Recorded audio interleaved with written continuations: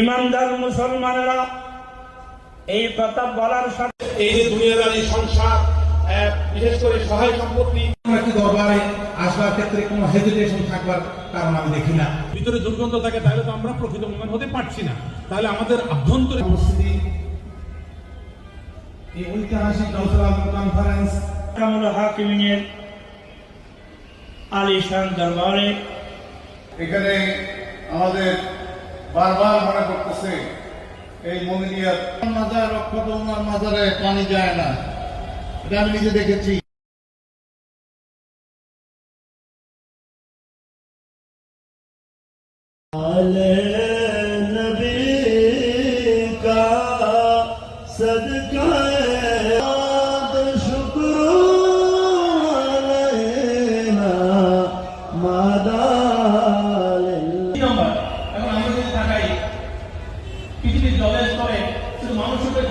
পাঁচশো দিয়ে একজন বড় লোক যাচ্ছে, পয়সাওয়ালা টাকা গুলি মানুষকে আঘাত করে। সুবহানাল্লাহ।